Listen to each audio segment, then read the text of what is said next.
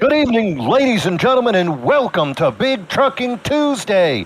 That's right, the boys in the trucks are live on the air. I'm Mean Gene Money. I've got two partners tonight, Zach Panzarella and Smokin' Joe Volpis on the production. Both of those fellas gonna give us all kinds of bells and whistles. We're live in Rockingham for the UCS Cabinets 140. This is race number 5 in our 13-race regular season. This is our inaugural Big Trucking Tuesday race here live on the Vortex Racing Networks. We've got banners, we've got posters. Zach, how are you feeling, my friend? More excited than ever, Mean Gene. Not only, like you said, we had a brand new league, the BRL Truck Series. Oh my gosh, I'm just so stoked to be here. But we're at one of my personal favorite tracks ever, Rockingham, The Rock. And these guys today, they're going to have to just bring it. This track is intense, Mean Gene. It's a short one. It's hard to pass. You got to save your tires, but you got to get those passes when they're available to you. I am so stoked to see what this huge field we have here today is going to do for us. I'll tell you what, they haven't run since season 10. Right now, of course, this is the Dennis Puckett Memorial season number 12. Last time the boys raced at The Rock was season 10. So one might say, finally, The Rock has come back to Big Trucking Tuesday. Go ahead and mark that one down as the first one. Last time we were here, Matt Novella took the win, Chris Smorrell second, David Owens third, but the big story that day, Zach, had to be Joe Volpis. Guy leads 48 laps, ends up double-digit laps down. Not the way you want your day to end, but this track will do it to you, right? It can happen so easily here. I can actually tell you a story about Joe Volpis in this very track, and that includes myself. His first MRL Truck Series championship was won at this track, and it was done with some brilliant fuel strategy. But Volpis, I know, had this one circled on the calendar. He loves this track, so I'll definitely have my eye on him today. I know he's also not feeling great, so this is a little bit of his flu game here today, so I'm excited to see that. But man, Volpis had some brilliant fuel strategy that day. I felt like I had something for him, but because of what he was able to do, I ended up finishing nearly a lap down, but in 4th place. And like you said, Mean Gene, that's what The Rock can do to you. This place has no mercy. You finished a lap down. Now you know what it feels like to be me every race back. So, again, we are here in race number 5. Last week, the boys were at Atlanta, 31 cars racing, and we saw Jaron Valley take the win. David Buell second, Kyle Lynott third. Now, funny thing about this league is there is no such thing as win and you're in. So right here you can see the schedule, all of the past races and winners for this Dennis Puckett Memorial season number 12. AJ Benish with that first win at Kentucky.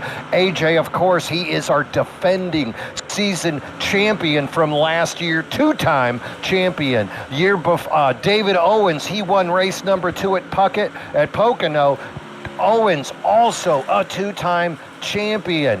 Bristol, week 3, we saw Joe Volpis get his revenge, get that dub, and then last week, Jaron Valley takes that win at Atlanta Legacy. But there's no such thing as a win and you're in. It is about points. It's a 13-race season, and finally, at the end of that 13, 12 drivers will compete in rounds of 2, from 12 to 8 to 4, and then it'll all wrap up at Chicagoland in the VRN Big Trucking Tuesday Championship. Right now, that's that playoff picture. And who's up on top, Zach? Oh, yours truly in the booth here with us today. But we're working in the production side of things right now is Joseph Volpis. So he's getting it done in the booth. He's getting it done on the track anywhere. No one can touch him right now. Volpis just has it going on. Behind him, you got a pair of Davids, though, and David Buell. And shout out to Buell, actually. He's one of the guys that's very responsible for why we are here today and going to be here with you guys for the rest of the season. So very, very not going to pass up the opportunity to shout that guy out. But Buell backing it up with some awesome runs so far. And as you're seeing on the far right, too, that eligibility column, love that, Mean Gene. So you know that these guys, they got to run a minimum amount of races to even be eligible for that chase, not just when you're in. And I love both things about that. You can't win a race and be locked in, so you got to keep showing up. But even so, you're not locked in, so you got to keep showing up just for points. And you're seeing that right here. Jaron Valley, last week's winner, still in 6th place, but not comfortably in the playoffs by any means. AJ Benesh, the defending champion, on the outside looking in right now, that by virtue of a lack of races run. But you can just see how delicate this point situation is, top to bottom. It's going to be a fight all the way until we get to the playoffs. And then, like you said, me and Gene, only 2 race playoff rounds. So every little second's going to count. Every foot's going to count. Every mistake's going to be so huge. So I'm excited to see that. And we are already in the thick of it here. So this is just, I'm excited to be picking up where we are in this season, because this is all kinds of intense with some really, really exciting characters up front. Speaking of intense, Zach, 36 cars registered to drive today. 36 cars here at The Rock. Gonna be some exciting racing. Also, did you know that 45 drivers have already participated in just those 4 races? And we're gonna add 2 new names today with Ryan Newman and Sam Ballard. Now they're gonna be in there also. Let's go down to the track though and take a look at some of these guys practicing right now. Stephen Neal right there, that number 45. He's had a pretty good season so far. Also, Stephen has put down pretty good practice laps as well here today. So we're expecting to see Neal do battle. 24.128 fastest practice lap. Now the thing about it is, look at how all these guys are separated by 0.2 of a second. I mean, you can go from 3rd place all the way down basically to 23rd, 24th, and they're going to be separated by 0.2 of a second. 36 guys doing battle here. I'm expecting to see a whole lot of action. There's, speaking of action, Sam Milliken right there out of Houston, Texas. You got to be happy about the Rockets signing Kevin Durant, or he's not really a Houstonian. But is he happy about that, though? Oh, boy. Right, he's got to be. He's got to be. All right, so there you go. Joe pulling it up for us there. Practice results. AJ Benesh going to be the fastest. No surprise there. I'll tell you what, if you were to take a little look at leaguenewsweekly.com, you're going to actually see a little bit of a story talking about what happened in each race, and then a preview going in. If you had checked out leaguenewsweekly.com, you would know that Benesh is going to have a big day today. Valley, Owens, Vulpes, all those names would have popped up on leagueweeklynews.com. Also, they're going to sponsor our poll today. Did you know that one, Zach? That is awesome. Yeah, I believe they're sponsoring a lot of the polls this season. I mean, we all know the owner of that website, Kevin Kyle, very much a poll man, so not surprising there. But yeah, Benesh, like they said in their blog, or I'm sorry, in their article leading up into this race, he has historically, in this league specifically, just been dominant at this racetrack. He knows how to get it done here, and not just that, he knows how to control the race, and that is so important here at Rockingham. We've talked about how easy it is to go a lap down here just by virtue of how fast and small this track is. You can really, you tick off these laps quickly, so an unscheduled pit stop or really just pitting at the wrong time can completely turn everything upside down here. Benesh has found a way to control races here in the past. He's going to be someone I have my eye on for sure, and not a huge surprise by any means to see that guy as successful as he was in practice right there. Excited to see what he's able to do in qualifying here. Yeah, you talk about making a mistake here. It only takes about 24 seconds to make your way around this track. Drivers expected to try to run about 40 laps on these tires. Maybe they can push 44, 45 laps on green fuel pit run. They are going to have 1 set of tires on the car, 3 sets of tires in the pit. So as you can imagine, if you break that all up, it's about 38 laps. With 150 laps here to schedule today. So you're going to try to break up those 4 tires as evenly as you can. I wonder if we're going to see any tricksters that are going to try to do an extended tire run and try to have a set at the end in case there's an incident. If history is any indicator of what might happen, in season 10, Zach, 20 drivers were in that race. 10 finished on the lead lap. That's a 50% attrition. And if you go with 36 today, that means 18 drivers might only be on that lead lap. And if that's the case, then it's going to take a few cautions to get there. Hey, you smoke them if you got them. 951 right there running down there. Woo! They need to put some powder on that head. I think I just got blinded. All right, there's Joe Volpus. Speaking of, there's that number 13 right there. Expecting a big day out of Joe. Boy, him and Rose got kind of a similar yellow scheme going on. Yeah, that'll be fun for us. Appreciate that. Well, I think it'll be easy. I would imagine Volpus will be in the front and the rookie Rose not so much. Joe Volpus expected to have a big day here today. What about when he laps him? Mean Gene, what about that? What about that? That could come up. But Volpus was fourth fastest in practice. And gosh, let me scroll down here. I'm still scrolling. Rose was, I don't know, like 24th in practice. Not going to come up. Right now, though, look at that. Ooh, and Volpus takes that Look at that. position from David Owens. Great run. Here's Jaron Valley now. Valley, he's also part-time over in the Sunday Premier Cup League as well. But Valley, you know, sometimes that alarm clock doesn't go off. You know, he's a broke college kid, so I imagine dollar margaritas are a whole lot more important than an 8 a.m. start time on a Sunday Cup League. But Valley as well, fast guy. He's in the old shake and bake 01 right there. Let's see what he puts down for that first lap. Mean Gene, all the love to Jaron Valley, but man, as a 34-year-old dad, luckily he still does have all my hair though. It hurts my soul when guys this young are this fast. Jaron Valley, this is gonna be a big second lap here. Here we go. That's when we saw Volpus with this fast lap, and top of the board goes Jaron Valley, a little bit faster, only 2/1000ths of a second faster than Joseph Volpus, but that's enough right now for the preliminary poll. But oh, here comes another fast guy. Me and Gene, Kyle Lynott, someone I think we're going to have to keep a close eye on all day today. He is quick on these short tracks. He is aggressive. And you also talked about how we might see someone do something cute with fuel strategy. If we're going to see anyone do that, I'd assume it's this 988 of Kyle Lynott. He is a mastermind when it comes to putting down fast laps on old tires and also stretching fuel tanks. We'll see what this, I believe, first lap is. That actually might be a second lap. That's going to be fifth place for him, and I believe that might be it for Lynott. It is. So far, so good for Jaron Valley, trying to pick up where he left off last week. Look at this kid. You got Brandon Shelton on the track right now, and there's Jared Ogletree. Now, Jared, I believe he ran in the past, took a little break, and he's back. Is that right, Joe?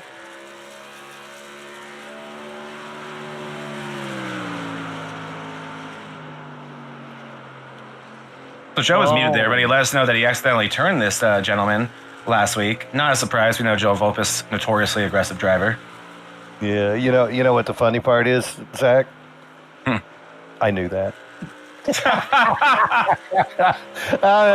so mean. I couldn't resist. But Jared, this guy's got great speed. You know, he did take a little break. He's back now. Big Truckin' Tuesday here, Vortex Racing Network. Mean Gene Money, Zach Panzarella, Smoking Joe Volpus as well, making things happen. Here's Justin White. He's from Scotland. Yep, Justin White. He also has a nice little stream running as well during his race. So that's what time is it over there right now? You can check out. They're like 6-7 hours ahead of us. So I bet staying up late, Justin White. You know, maybe his sponsor should be Red Bull or Monster. Honestly, it should. But shout out to Justin White. So it'll bring some international flavor that isn't Canada to the BRL. Or England, right? We also got some England. Or we got some England. Justin struggled a little bit in practice, 24.575. So we'll see what he's going to do here today. He was one of the slower trucks in practice, so he's going to need to do a little bit of work if he wants to move up here today. A lot of speed on this track, 36 guys. You see a lot of fellas from the Premier Cup that are registered as pros. We saw a lot of amateurs as well that have incredible speed. You got Stephen Neal out here. You've got Ricky Mandela, Sam Milliken, a lot of these guys, and then other fellas that are truck ringers that you could look at. Somebody like a Ryan Newman. He's been running in a couple of different truck leagues. This is going to be Ryan's first start this season.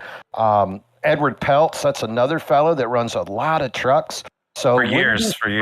Yeah, to see those guys that are more known for riding in that vehicle. Other guys, though, George Jewell, that's another guy. Really interested to see what George is going to do. That's another guy with a ton of speed who used to run in the Big Truck and Tuesday, took a little bit of a break, and now he's back full time. So we're going to see what he's going to do. Looking down that leaderboard right now for the qualifying, this is really fascinating. Ogletree with a great time. Look at Jeff Pfeiffer up there, number 7. Pfeiffer is a teammate of Tommy Fox. No real names for that team, but those two guys, are affiliated very closely with each other, and really good time right there by Jeff Pfeiffer. So can't wait to see if he can keep up that momentum.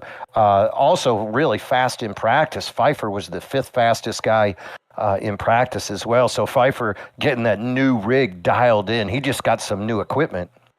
Yeah, Pfeiffer, a name I haven't seen in a little while. MRL Thursday regular about a year ago. Another league that we'll be covering on this network. Very, very excited for that season to get underway in just a few weeks. But yeah, excited to see Pfeiffer out here in this lineup. But qualifying in this race, me and Gene, it's got to be so damn important, right? I'm also talking about a few of these guys that were running in the mid-20s during that practice session. Man, that would be horrifying, in my opinion, to qualify around there. So I think a few of these guys may be a little bit concerned about where their qualifying is going to be. A field of 36 at the Rock is nothing to shake your head at. That is a sizable field that can swallow you up very quickly if there was to be a incident in the wrong place, right? So I'm going to be very interested to see where a lot of these guys wind up, especially if it's someone that was extremely fast in practice but wasn't able to put down a qualifying time representative of their speed. That can completely change the way this race goes for them. So this is going to be interesting to see as we get closer to wrapping up qualifying here. I am very excited to see this finishing order. So far, so good for Valley here, as we are watching Tommy Fox, a regular of both the BRL, now the DDIRL, and the MRL. Tommy Fox just in every league and just a staple of consistency pretty much anywhere he goes. And yeah, just so excited also, me and Gene. So many familiar faces from so many different leagues here. A lot of guys I recognize. Ryan Newman making his debut in the BRL Truck Series here today. But you can watch him tomorrow. He's a DDIRL regular. He'll be there in the DDI 365K. So a lot of these guys that I'm used to watching, love watching compete, and just so excited to see what they can do out here. But also a lot of newer faces, a lot of rookies, and 36 of them. Cannot understate how exciting of a number that is for our first race here, man, Gene.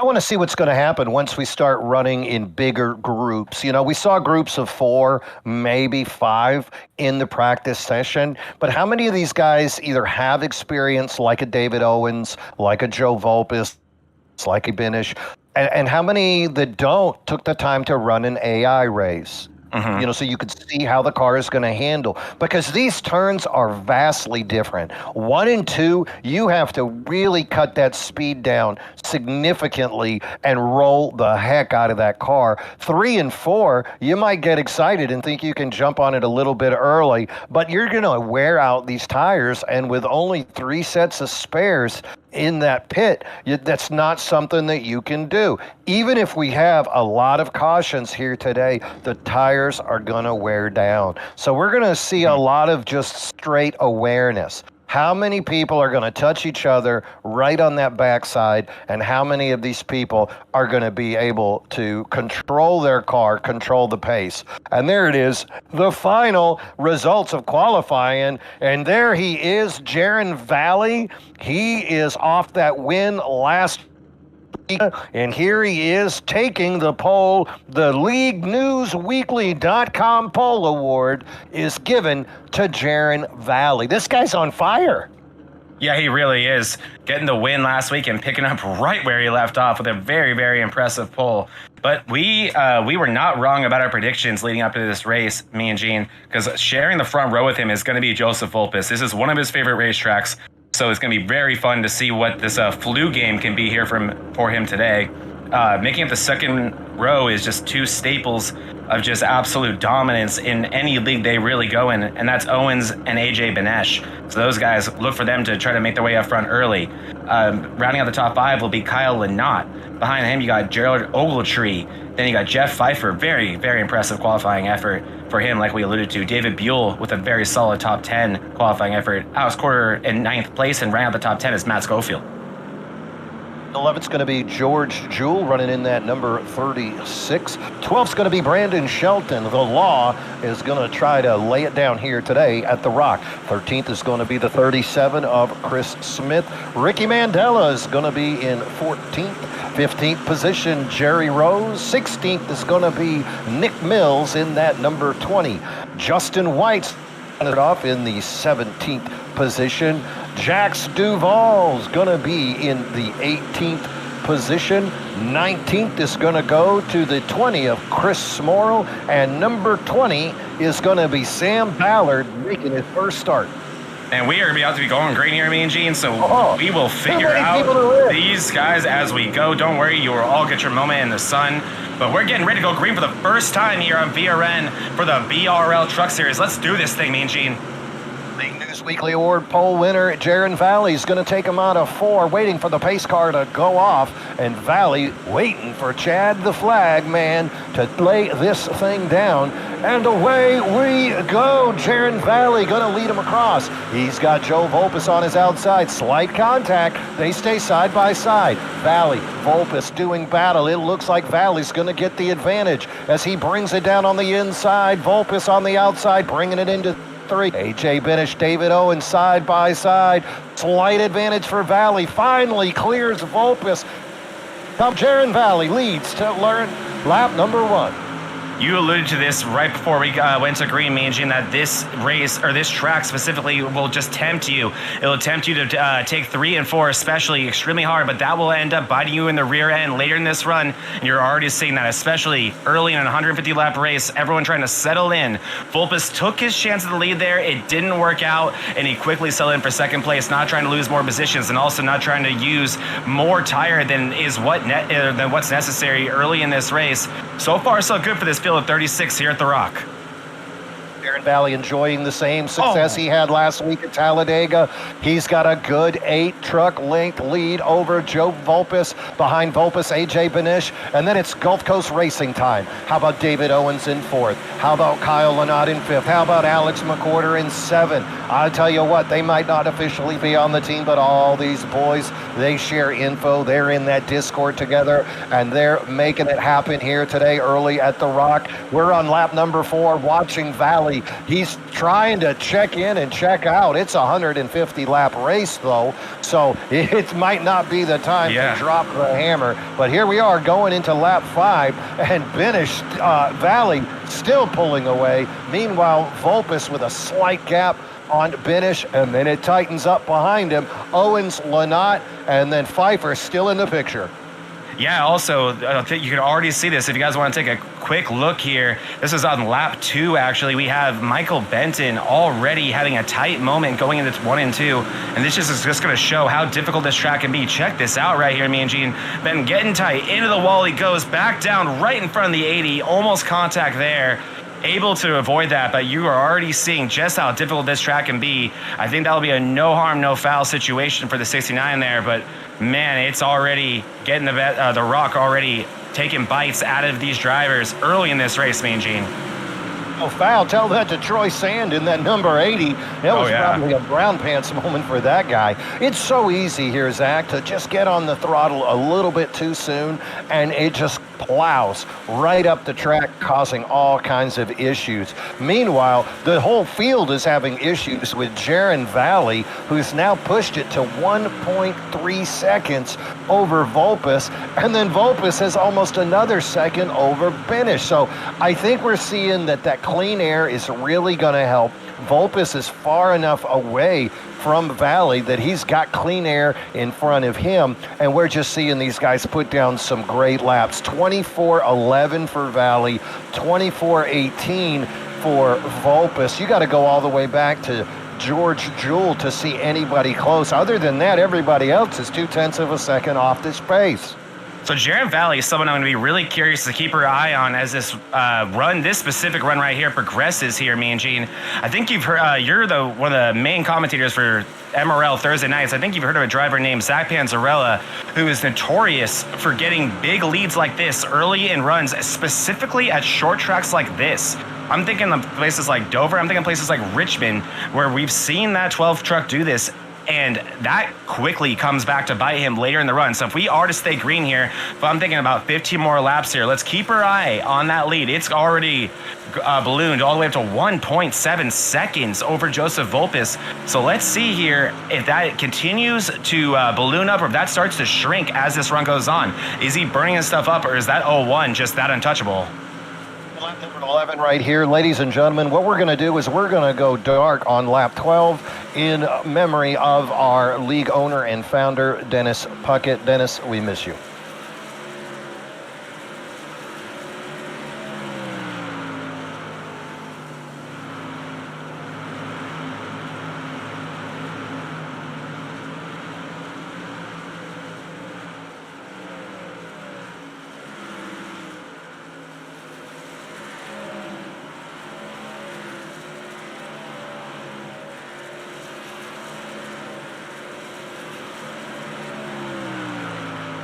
Family of Dennis, his wife, his brother, his entire family.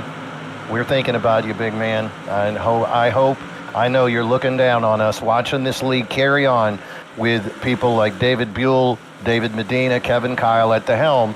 The Bonfire Race League is in good hands with the people that you handpick to be stewards of this league. We're here right now at the UCS Cabinets 140 at Rockingham. Race number 5 of our 13-race regular season here live on the Vortex Racing Network. I'm Mean Gene Money, Zach Panzarella, and Smokin' Joe Volpes, all squeezed up in here in the booth on lawn chairs, watching the action here live from the Rock. Yes, Mean Gene, it honestly still feels like yesterday with Dennis, but it's such an honor to be here in the booth, honoring him, this legacy, this league that he helped create. And I know he's looking down at us, smiling, so proud of what these guys, David Buell, John Beverly, everyone who was a part of this league has helped create. And I am just so privileged to be in the booth here with you today. So let's have some fun and let's put on a show that he'll enjoy, because I know these drivers right now are doing that. These guys are driving hard here at Rockingham, and they are doing a great job so far, but like we talked about, it's up to a 2-second lead there for the 01, doing what he has to do. But I'm looking at that delta. It's going up and down. I'm thinking maybe some tight moments for these drivers, and in the middle of the pack, just by virtue of the size of this field, Mean Gene, it is side by side. Oh, we got a spin, I believe. If we do, that's 61. A big break. Look at that. That's a big break. Nick Mills was about to be in danger, but instead, he gets bailed out by this. Looks like take a look at that. Yeah, I think it was the 61. It looked like the 951 of Rose and Chris Smorrell as well. Looks like he came in there doing a Miley Cyrus impersonation. Let's take a closer look at this. Yeah, let's take a look at this. Here we go. Into the corner, Schofield goes. He looks loose already. Out the corner, Jerry Rose, who is outside. Oh, and just a little bit of contact there, and around he goes. Rose in the outside wall. Yep, looks like Smorrell tapped Rose. Rose tapped Schofield. We will take another look at that too, and we'll take it from Jerry Rose's perspective. We'll see what that looked like for him. I don't want to hear the scream. And here we go around this corner again. Rose looking all around, and you can already see these tires starting to play a role in how these drivers are, or I guess I should say their comfortability level. That 50 right to the rear end of the Rose. And like I was just saying before this, Mean Gene, it was getting hot and heavy in the middle of the pack. And this is right where I was talking about. Yeah, Rose just tags him. Oh, and Rose hard in the outside wall. Yep, looks like he's going to be bringing that car down into the pits. 6 minutes of damage is what I'm hearing. So that 951 is in for a good time. Get at the hammers and the sawzalls, because those boys are going to be busy. Caution here brought out on lap number 18. Jaron Valley continuing to lead. If you're Jaron, you got to be a little upset. You felt like you were starting to check out on those boys with that clean air, and now you're looking at a restart with a bunch of axe murderers next to you. AJ Bennett, defending champion, two-time champion. Kyle Lynott, multiple-time winner, two-time all-star winner.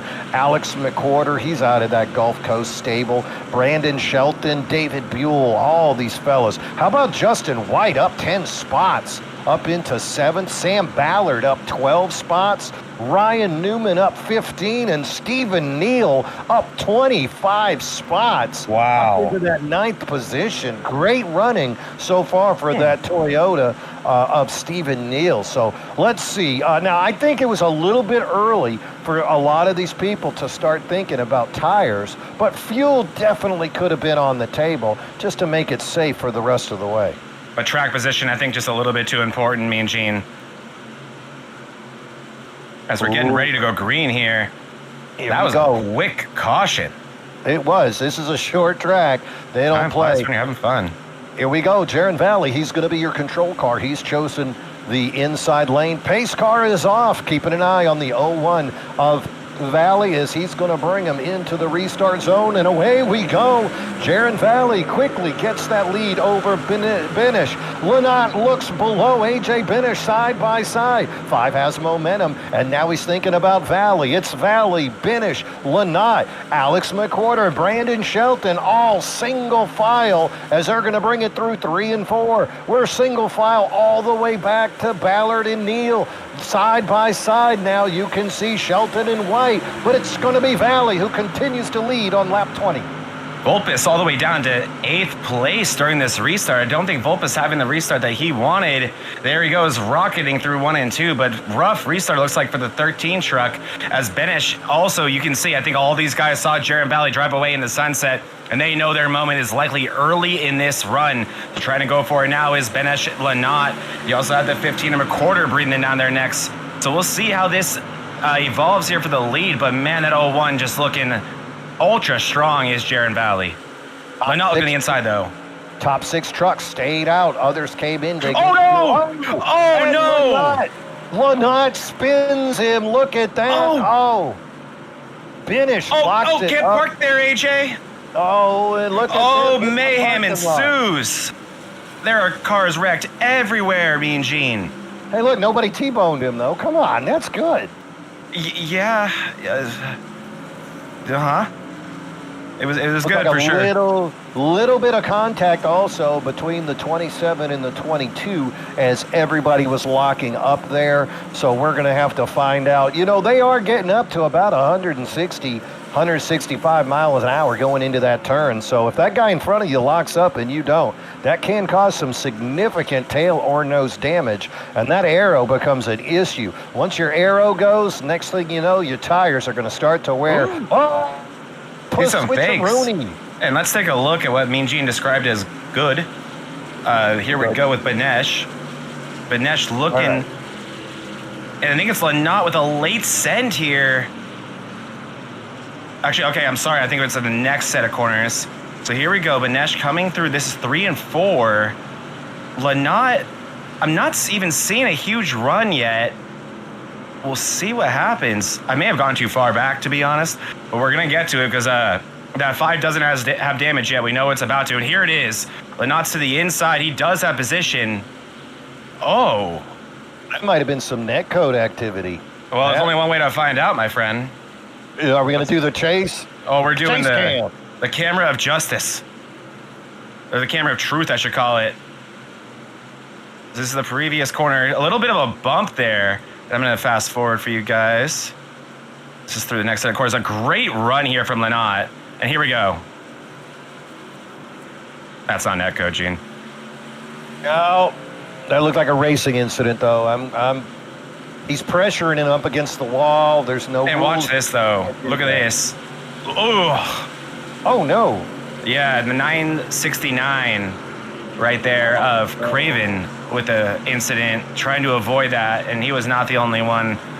AJ, the right thing to do, oh, God. Oh, my goodness. In that situation is to stay still, so he did that. But, wow, that was a scary situation.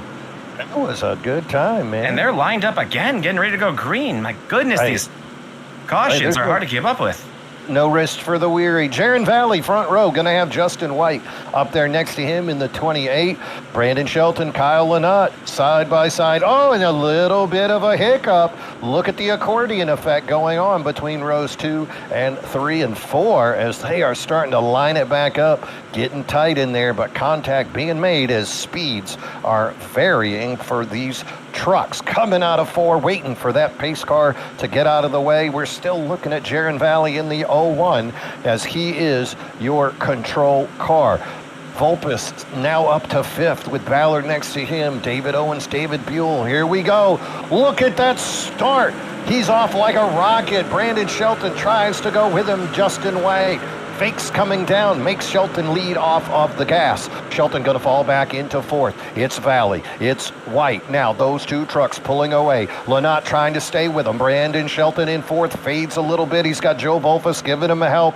Owens and Sam Ballard side by side behind them. Ballard with a better run. David Owens falls in behind Sam Ballard, but up front it's Valley and White. They're going to bring it through 3 and 4 going to the finish line. And Jaron Valley's going to lead again. This guy's on fire. These guys are loosey-goosey right now. I mean, I'm looking through the field right now, and no one looks comfortable. Everyone, I think, giving each other as much space is what's necessary, but you got to pick up those spots when they're available to you, like we talked about, especially on these restarts. And you're seeing that right now with White. He's looking all over Jaron Valley. This is the first real, I think you could say, challenge for the lead we've seen, trying to make that inside work. That is difficult here, but Jaron Valley just doing a great job controlling the air, controlling the lines, going to use the bottom that time around. 30 trucks still on the lead lap here.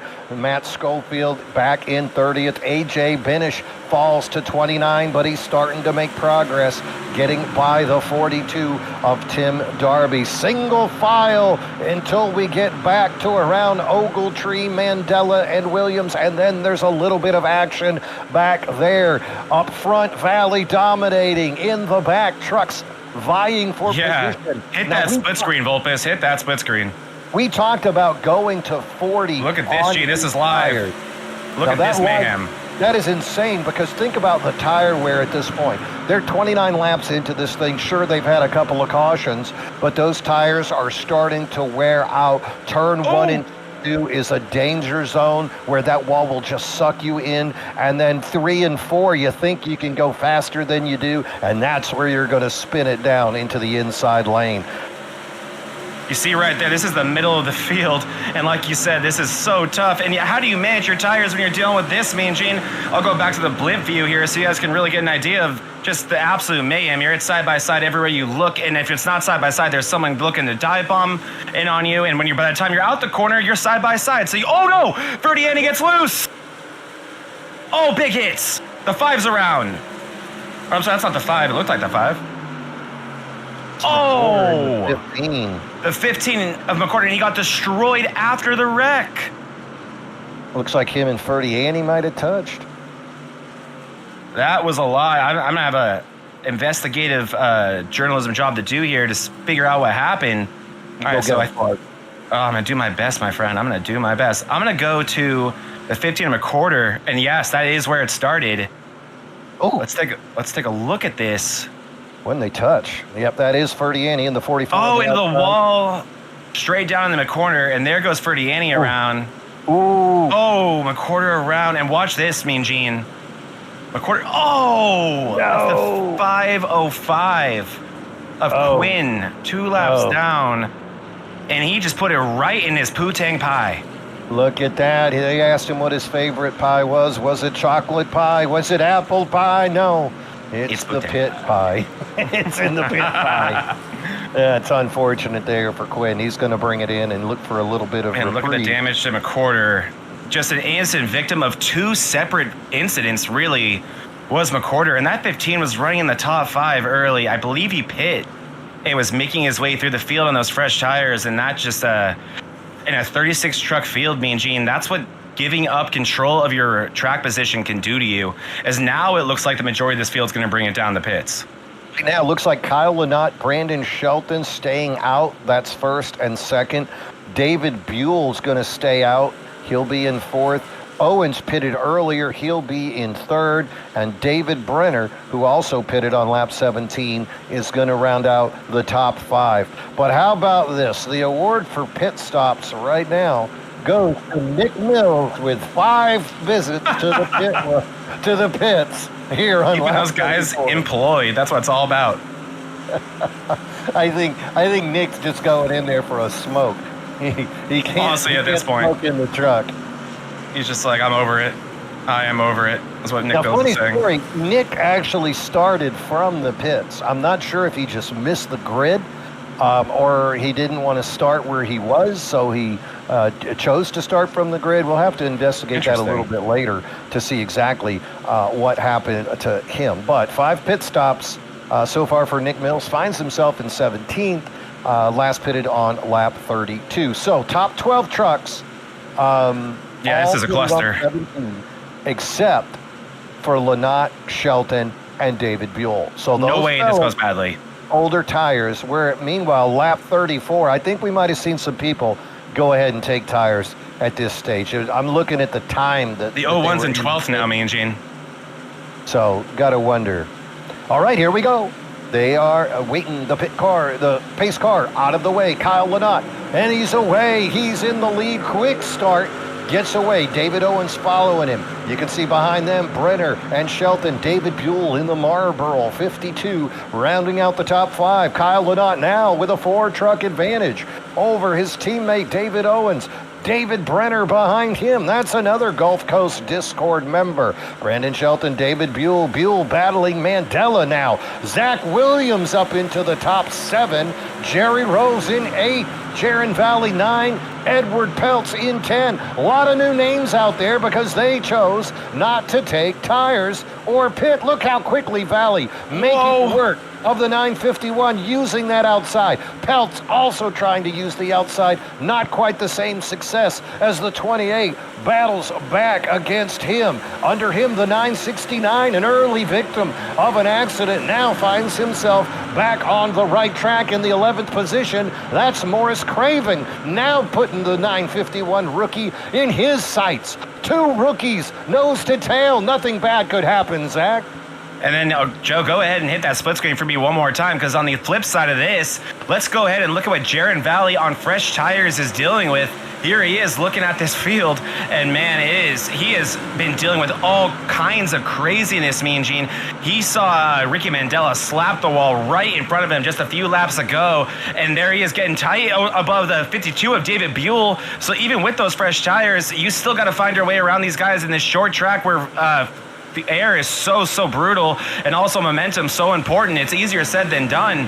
But yeah, I just want to show you guys that as we can return to full screen here. But man, tale of 2 stories here in this race. A lot of guys on different types of strategies here. As you see, Owens has taken the lead from Lynott.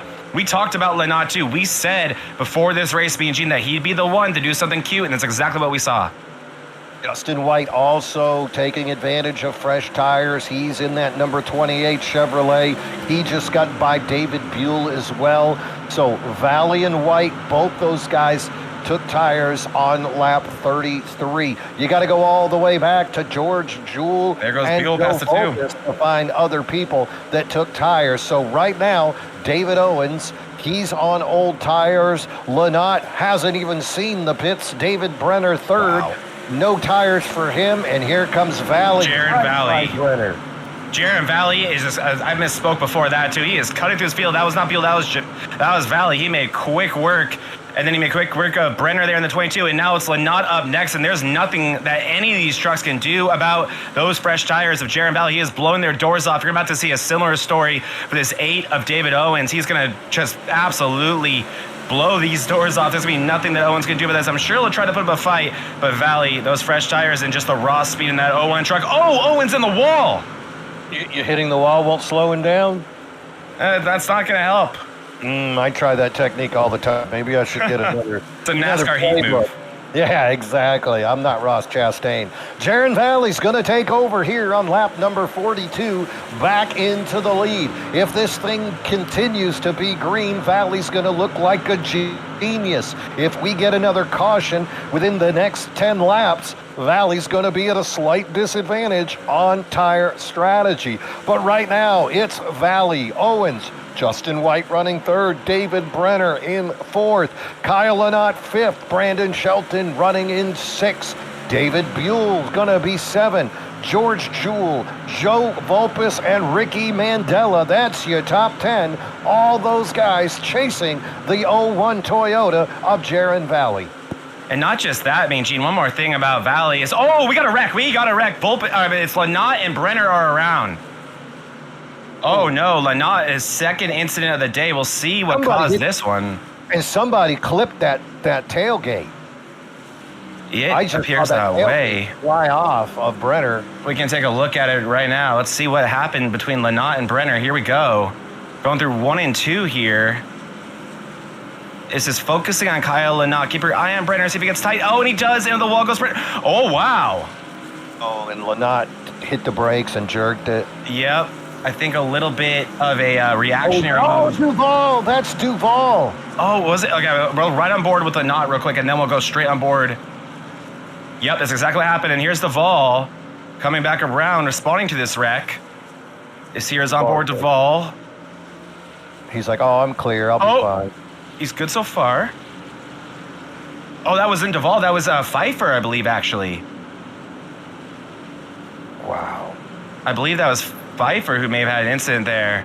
Yeah, Pfeiffer did also, but Duval, which is silly, Duval's talking about net code. He didn't make contact with that car, with that truck, but Duval taking massive damage on that incident right there. So 36 trucks, net code out of control. Oh my gosh, it did. Wow, yeah, you're right. Huh. Well, that's something. Yeah. I'm listening to 4-letter colorful metaphors in the radio. We won't share that with you, the viewer at home. This is a family channel. Back into the pits for many cars. Top 15 choosing to stay out. Let's see here. We are on lap 46. Top car pitting. David Owens taking advantage. Second pit visit for him today. 14.5 seconds. So I imagine that number 8 truck is going to be on freshies. Ahead of him, everybody else pitted on lap number 32. So Owens going to have 13-lap fresher tires as he comes out in that 8th position. Chris Smorrell, that's another fellow that we said keep an eye on. He's right behind Owens in the 10th position now as he's fading back just a little bit. Another guy we should talk about, how about Troy Sand in the 80?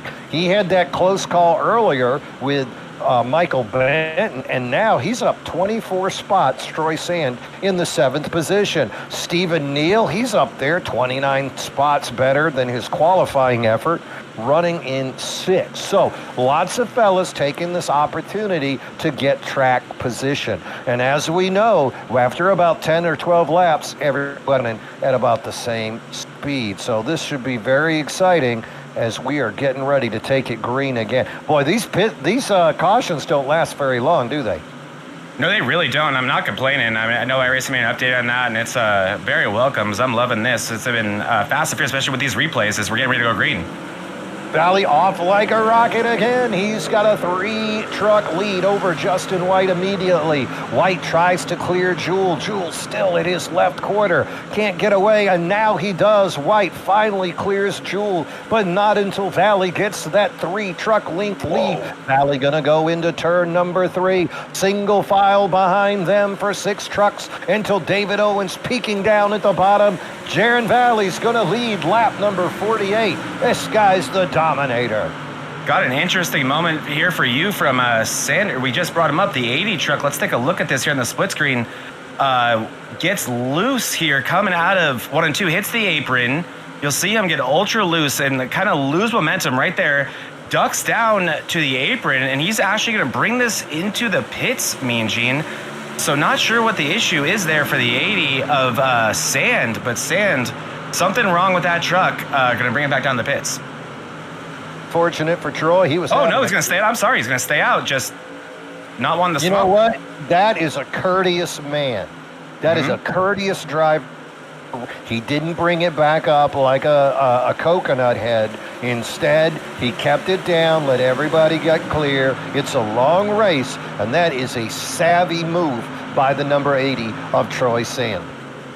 Yeah, it definitely is. This is a marathon, not a sprint. You always hear me say that during these broadcasts. And we got 150 laps to do around this place, and we just now across the 1/3 point of this race. So, yeah, there's a long way to go. Attrition clearly going to be a part of this.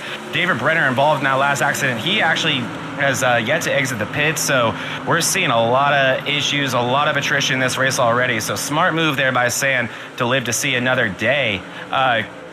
Just to confirm here, do these guys, I believe, have one fast repair to their disposal here? 0. This is Bonfire. There's no we got fast none. repair. All right, so there we go. That explains a lot. Somewhere Kevin Kyle is flexing, screaming. No Yep, fast just repairs. loving it. Troy Sand, he does stay on that lead lap. He is needed to make up some speed, though. Finds himself 13 seconds behind the leader. 26 trucks on the lead lap. Mike Benton would be the recipient of the lucky dog. Finds himself in 27th. 26 trucks still making battle as we're here on lap number 53. Everybody chasing the 0-1 of Jaron Valley. Who's the closest? It's Justin White. Behind him, look at Vulpes and Owens on those fresh tires. It's David Owens still trying to make some noise. He's got 12 lap fresher tires than everybody else. And that 8 of Owens, he needs to take advantage of that now, because after about 10, 12, 15 laps, everybody's even. Yeah, they very much changed the tire model on these trucks here on the iRacing platform to a point where, like you said, after about 15 laps, I'd say, especially somewhere like here, like Rockingham, you kind of hit an evening out point where those new tires are not as beneficial as they once were.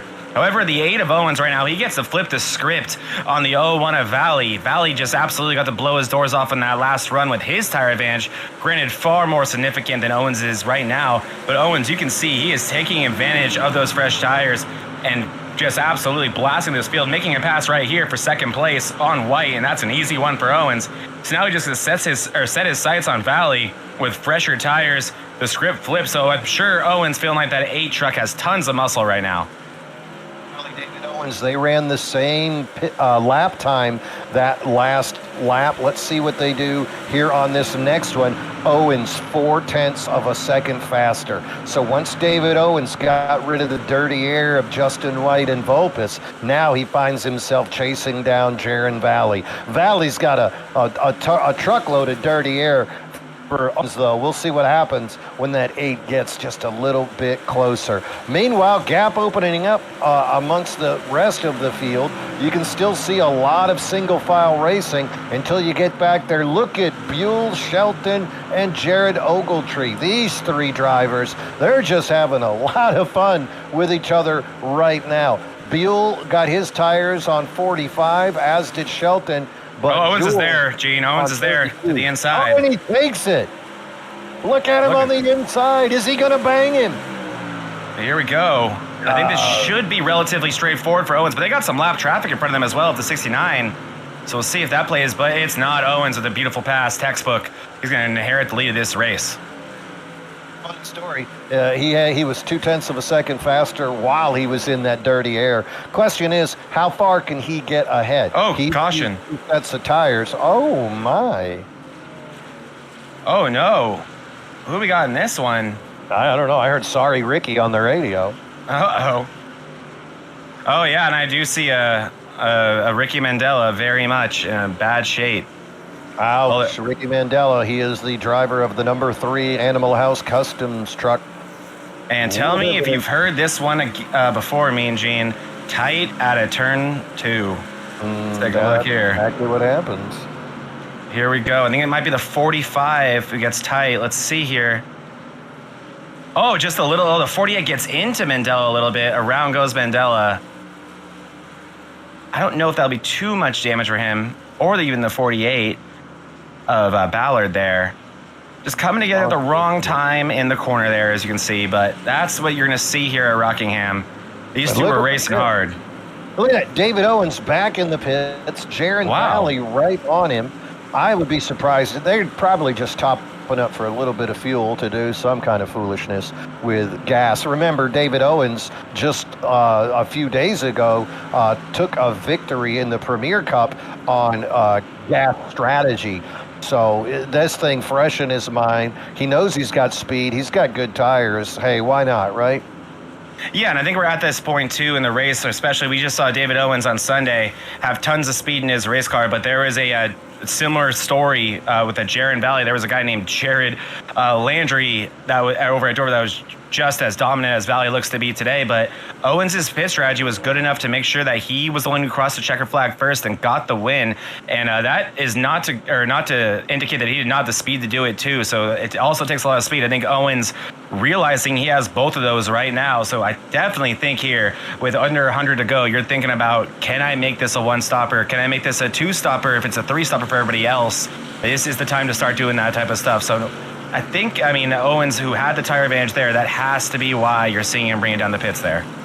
Hey, you can never have enough fuel in your truck, especially when there's this many laps left to go. Meanwhile, up front, Brandon Shelton, he's last pitted on lap 45, so he's on his 17-lap-old tires. Zach Williams, the 89, up 24 spots, now running in second place. Good run for Zach Williams. Second row, Jake Johnson. First time we've called his name today. He's in the number 32. Morris Craven in the 969 going to line up in fourth. And then look at this. David Owens in fifth. That pit stop didn't slow him down at all. And Jaron Valley going to be in sixth. So those guys that came in and got a little top off, they're right there on that line. Top four trucks. Last pit on lap 45. After that, it's a bunch of level lap number 60 pitters. Going to have plenty of fuel. Brandon Shelton, he's going to be the control truck on the inside. Pace car is off, and away we go. Brandon Shelton going to lead him across that start-finish line. Zach Williams on the outside, trying to make that outside work. Inside lane, Craven and Owens pushing, but it's Brandon Shelton with an amazing start. Williams trying to make it work. Down goes Craven. Owens on the outside, side by side with Craven. Gets around him, and now it's only Zach Williams standing between the 8 of Owens and the 2 of Shelton. Owens being ultra aggressive, getting through the field here, using those fresh tires to his advantage and doing what he has to do, doing a great job of it.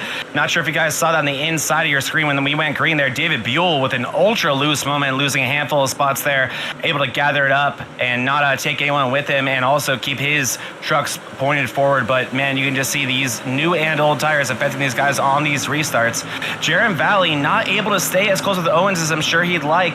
It was mono-e-mono, one-on-one with the great one right there between those two, but Owens was able to run away while Valley is now two trucks behind Owens, and that is what Owens had to do. So perfect execution by the 8 truck there.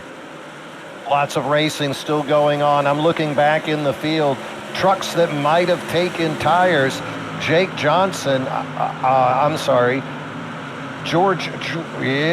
Lynott. I'm just going to keep saying names.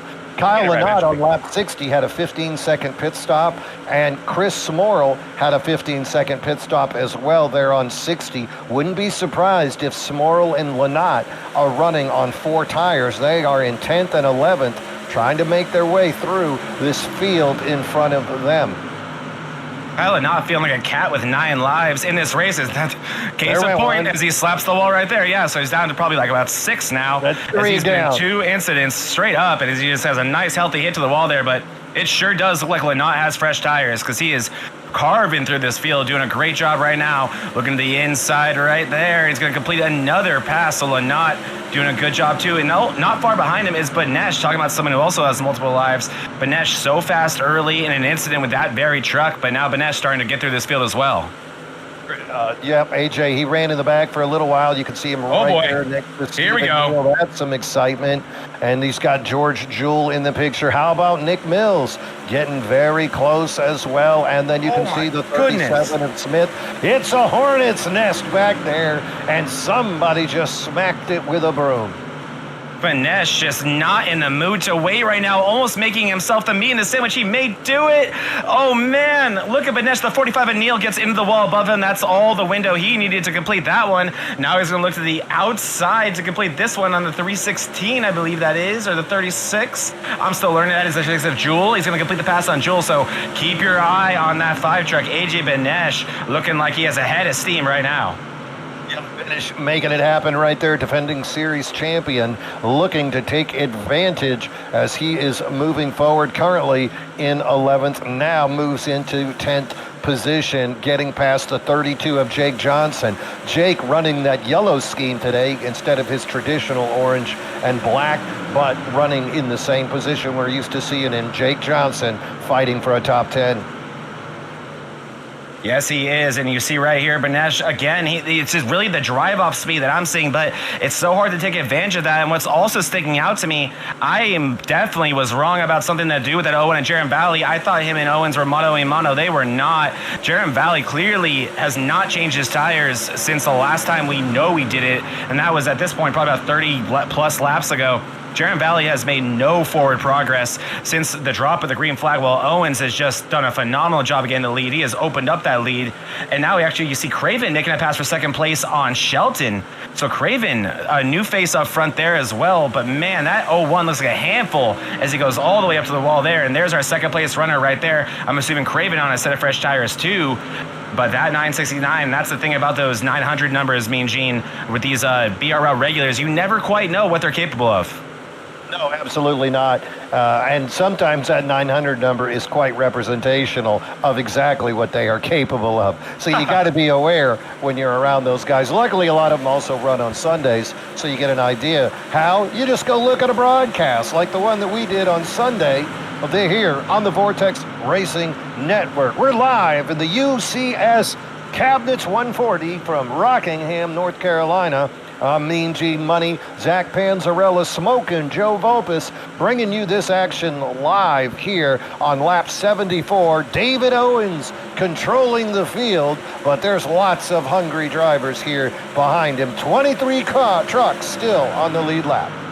Yeah, right now you're seeing Valley, I think, maybe regretting that decision not to throw tires on it because he's just getting passed by just about everybody right now. That's a 17 of Milliken looking to complete the pass on the outside right now. Valley just dealing with trucks that he has not seen all race. I mean, not to say that Milliken doesn't have the speed. That guy is a super talented driver, but Valley just... It is a whole new world for him right now. And one thing also, Mean Gene, it's a weird thing when you control a race like Valley has up to this point, and then suddenly, whether it be strategy, a missed time caution, or whatever it is, you find yourself in a situation like this, and you don't really know how to drive the truck, right? You don't really know how to drive the truck in this traffic. You've been just blessed with clean air up to this point, and now all of a sudden, this thing feels like a completely different vehicle.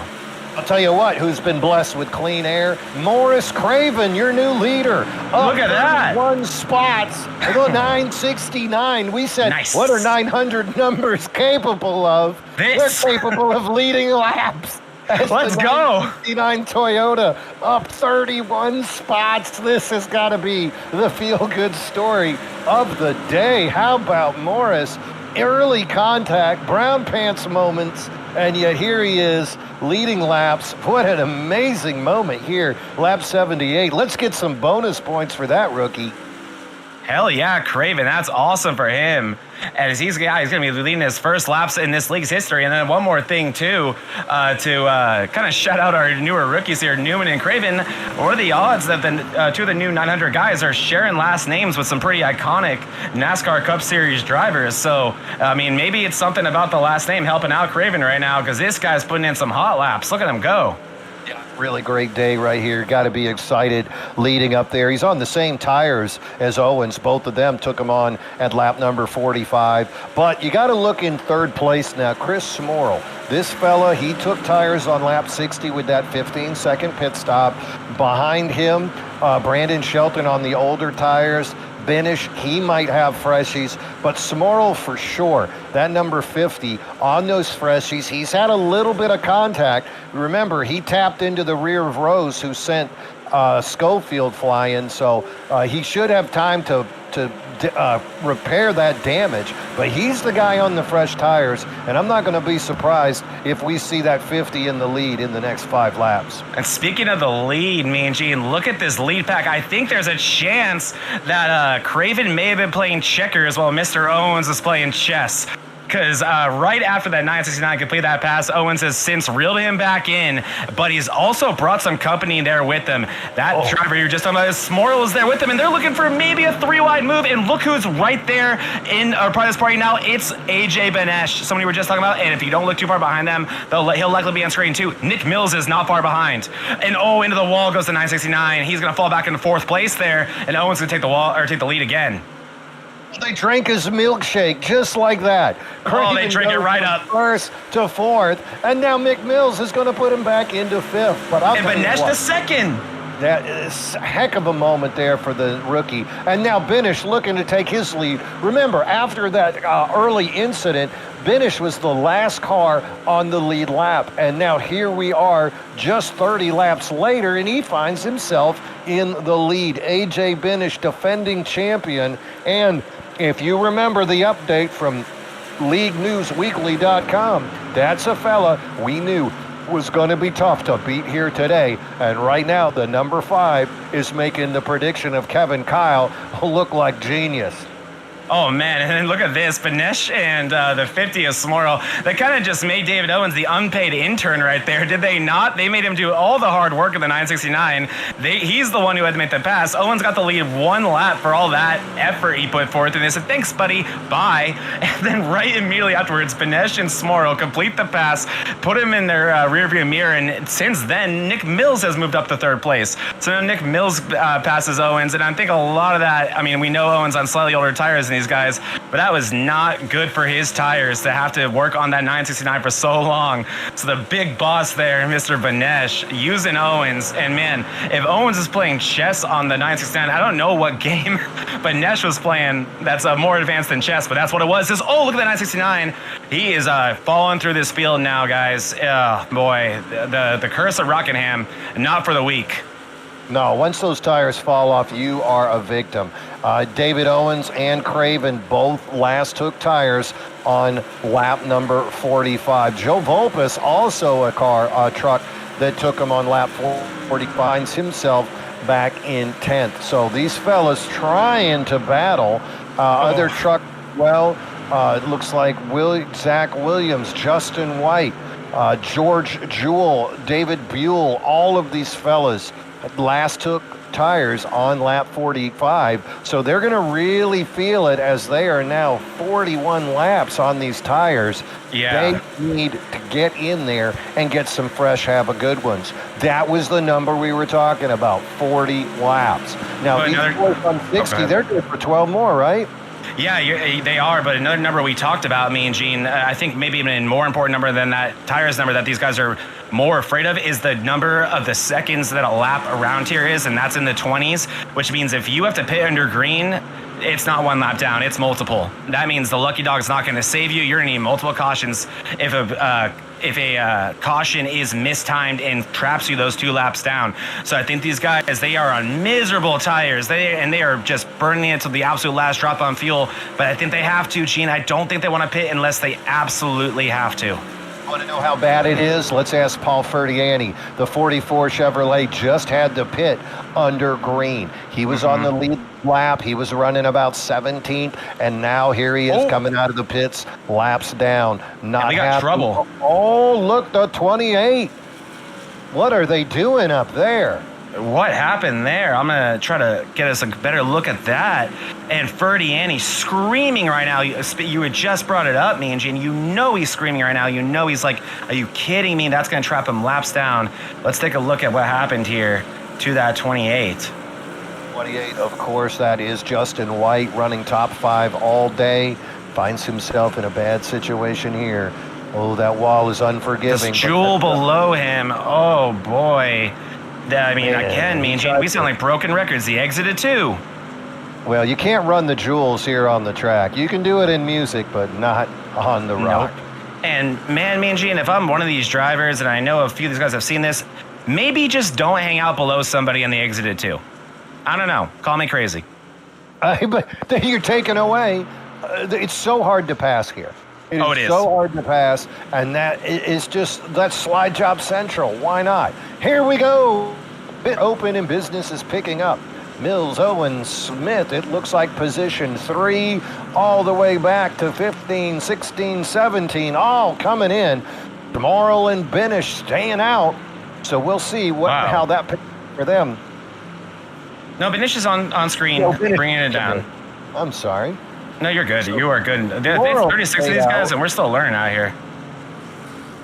Look at the 48. Lucky dog. Excuse me. I think it looks like just about everybody deciding to bring it down there, and I think I know why, Gene. We've talked a lot about it. You want to keep this race as simple as you can, right? As straightforward as you can. At this point, that's about 60 or 58 to go. That is pretty straightforward, I think, in terms of one to go. Or one pit stop, I should say, left to where you don't need to do anything cute, right? Especially there's so many comers and goers in this race.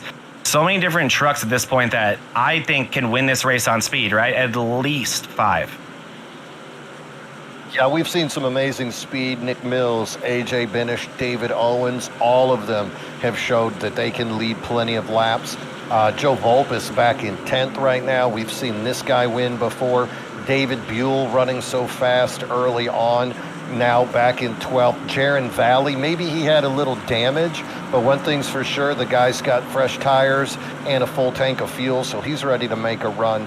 Oglethorpe, George Jewell, these guys ready. Hey, Alex McWhorter's still on the lead lap back there, but he had a minute 31 second a minute 13 pit stop, so I imagine they're still banging out some damage on that 15. And we got a fun new leader to this race, me and Gene.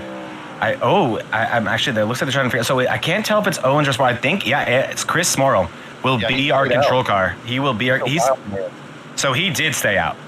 Yep, he's out. Keep your eye on that 50 if you want.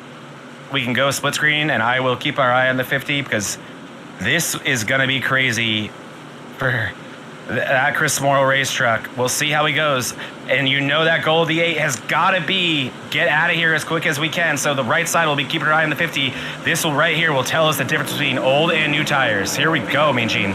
Look at that, and so did Benish. He wiggled. Smith made contact. Loose tires for everybody, or fresh, cold ones. But Smorrill finally straightens it out. He's got the lead. He's got Benish behind him. Lynotte's around. Spinning. That is no good for Kyle Lynott. I think we're going to stay green. Oh, no, we are going to go under yellow. Oh, and he's doing 360s. There goes another live for making sure that. Oh, and it's making still sure that that yellow comes out is Kyle Lynott. That's the fourth. That's the fourth live. Yeah, how many? 5 lives left, and I'm sure at this point, me and Gene, we've had to have missed a few wall hits. So let's got victimized here because look at the restart. Here we go. You can see people are on cold tires. They back up on the inside. Oh. Lynott hits Smith. That's Smorrill. Nice move. No, the 37. No, I mean that's Smorrill that backed that whole thing up. Sorry. Oh, okay. And then here's Lynott. Oh, that's not victimized. Yeah, he jerked it. Oh! Oh, no. Who was that? I don't know. What's that F man?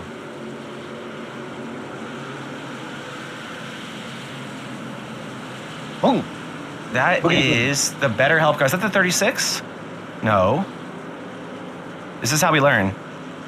I'm just gonna press buttons until we.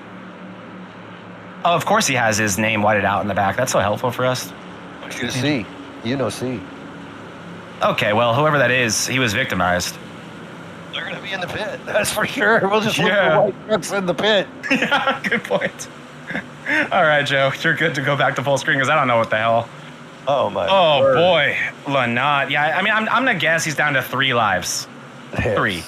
All right, so after that little foolishness, we're on lap 96 right now. David Owens is your leader. Next to him is AJ Benish. Both these men pitted on lap 91. So their tires as fresh as you can get. Chris Smorrell, Brandon Shelton in the second row. Shelton on freshies. Smorrell, though, last pitted lap 60. We'll see if he continues to fall. Craven and Vulpes is row number 3. Milliken and Chris Smith, row number 4. David Buell, Jaron Valley, row number 5. So lots of tires all the way back, and except for Chris Smorrell. He of the testicular fortitude to keep it out there on old stuff. Yeah, and I was hoping for a longer green flag pit stop. Green flag run to. He loved that. Oh, he loved that. Yeah, but he's still electing not to pit. So I guess if you'd like, Joe, we can do this again, and we'll keep our eye on the 50 and see what it looks like from third place this time. So he's the second car on the inside lane behind Benesh. That will be who we'll be focusing on the right side, but on the left side, we'll keep our eyes on the leaders and where the action is. Oh, we got some in the 969 going blinky, blinky. You know, what's funny is also we're talking about Smorrell, but he didn't slide tires. You know what I'm saying? Like, he's kept it on the straight Just and have to narrow. be conservative, yeah. Yeah, and he did fine. All right, here we go. Owens, Benish, front row. Owens with control on the outside, and away he goes. Gets him a quick start and takes that lead. Benish going to follow in behind him, 1 and 2. Behind them, Shelton, and then Smorrell in fourth. Smorrell on their tires, but he's got Vulpes right up his tailpipe. Up front, Owens trying to pull away. Benish goes side by side. Benish, Owens fighting for the lead. Momentum of Owens going to carry him around the outside. David Owens is going to lead lap number 98. Great battling. Look at Jaron Valley now doing battle with the 50 of Smorrell. That's where it's going to be interesting. Whoa! Oh, and look at the tires as he gets eaten up again and again. Sam Milliken shooting by him. Now it's Oglethorpe looking down on the inside. And look at Benesh, look on the inside of Owens as Owens hits the wall. And he makes it work. We can go full screen here. I think we bullied Smorrell enough. Those old tires, as we can see, not working as well as I think Smorrell had hoped. But look at this battle, Mean Gene, for the lead of this race. And I think both of these guys know how important this one is right here. A couple of two-time champions right here side by side doing battle. Don't forget also David Owens. He's on a 2-race winning streak on the Sunday Premier Cup here in the Bonfire Race League. So he's got the last 2 wins on Sunday. Benish has Benish is a defending champion. Lots of testosterone right here in the front row, but they're running it with a lot of class and safety, making sure that each other has room. Don't want to take your competition out. You don't want to be Jeff Bodine and Dale Earnhardt and watch Kyle Petty drive by at the end. That is a deep cut, Mean Gene. Man, the NASCAR Classic fans are going to appreciate that one. But you are not wrong about that, and that is, I think, what these two drivers are thinking. But, man, they are not going for it, I should say. As look at these two. Benesh going to look to the outside. They're going to try to get some momentum, and I think it might work. Yeah, he's going to get to the outside of Owens here. This is great racing right here. Benish trying to make that outside work. You got to wonder about the long-term effect on his tires. Owens brings it up and gives him a mouthful of dirty air.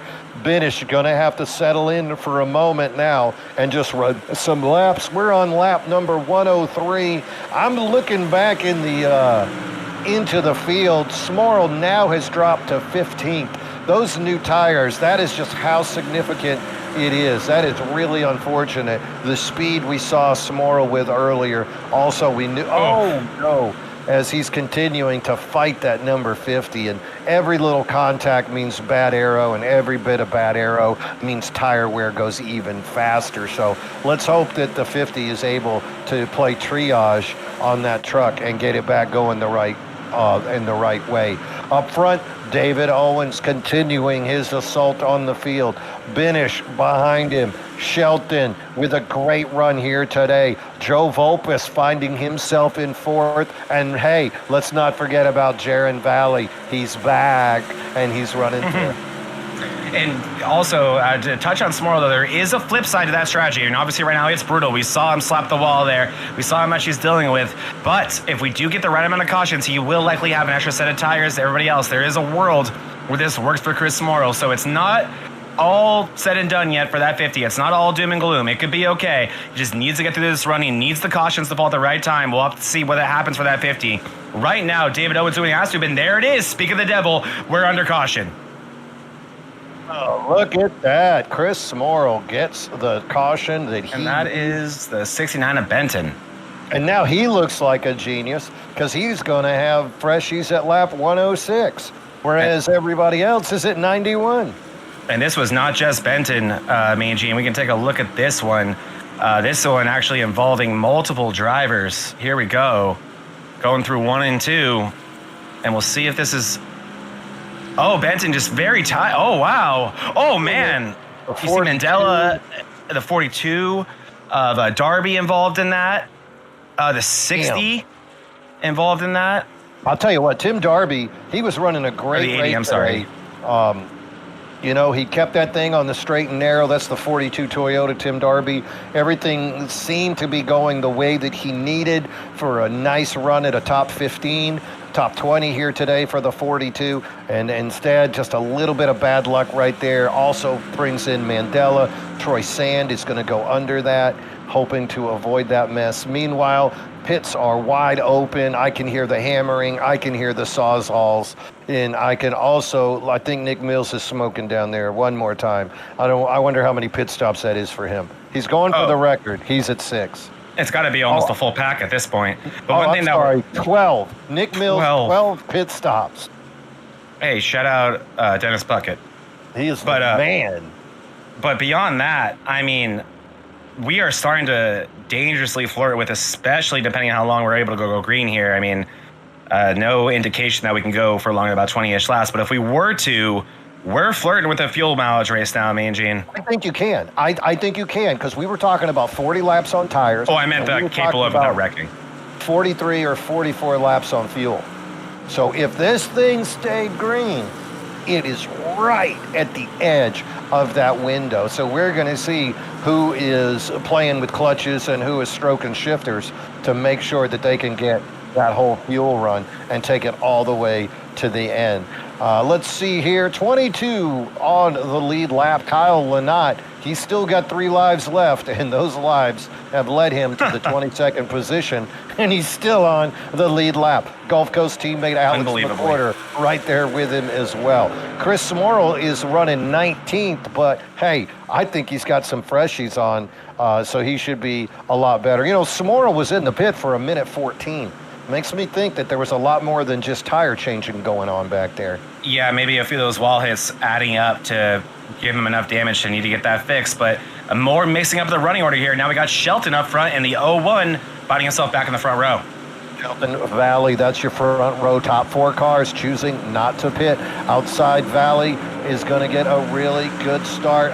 In the inside, Shelton now regaining control. The 17 of Sam Milliken. First time we've seen Sam up front. David Owens, AJ Binish, top 5. Shelton now pulling away. Valley going to look down below him on the backstretch. Valley going to bring it in hard. Comes up. They make contact. They make contact again. Valley powering, trying to get clear. Going to lead him across that start-finish line, and it's Valley leading lap number 110. Look at Shelton going inside. Owens making a power move on the outside. Oh my goodness, insane stuff going on. Like you said, Owens with a crazy move on the outside. Gorgeous stuff there. Owens is enough to get the run on the 2. And Shelton absolutely sent it down low. Tried the crossover move. It didn't work out. It cost him momentum. And Owens in position to take advantage of that with that brilliant run around the outside. And Owens is back at the 2nd place. But Valley in no mood to wait. He worked so hard to get back up front. And he wants to just check out like he did 100 laps ago. Valley and David Owens, they've just pitted on lap 107. Wow. Brandon Shelton on the inside of Owens, he pitted back on 91, as did Milliken. They're trying to make it work.